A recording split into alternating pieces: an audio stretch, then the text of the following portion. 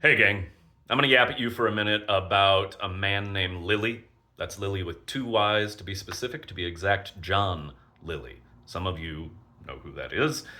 He's sort of the spearhead of the Euphuistic style period that came to be associated with Marlowe and Shakespeare.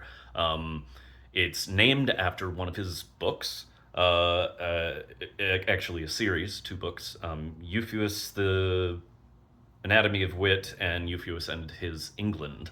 Very florid, lots of metaphor, something that you would be familiar with if you read any uh, Shakespearean poetry. Uh, but in the Anatomy of Wit, he's sort of footnoted as creating a concept rather than a direct quote. And you can probably guess what that concept evolves into just when you hear it. He says, "The rules of fair play do not apply in love and war." Then, of course, you get Don Quixote, famously senile, geriatric, who Cervantes has say that love and war are the same, and stratagems and polities can be applied to both. Then, I mean, we hit Shakespeare saying things like, in peace, nothing becomes a man, like modest stillness and civility, but the path of true love never did run smooth. I'm paraphrasing.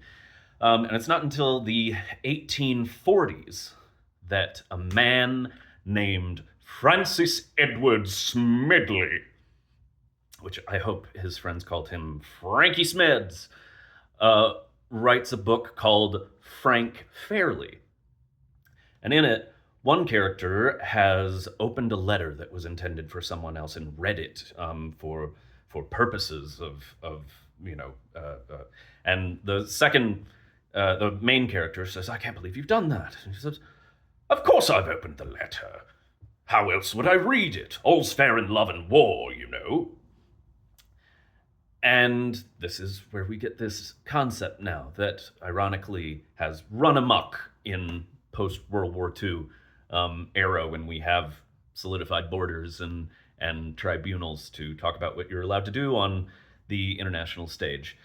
Um, and the context that it was originally presented in is important because these are all sort of high minded comedic characters and situations. It's mostly about the love, not about the war.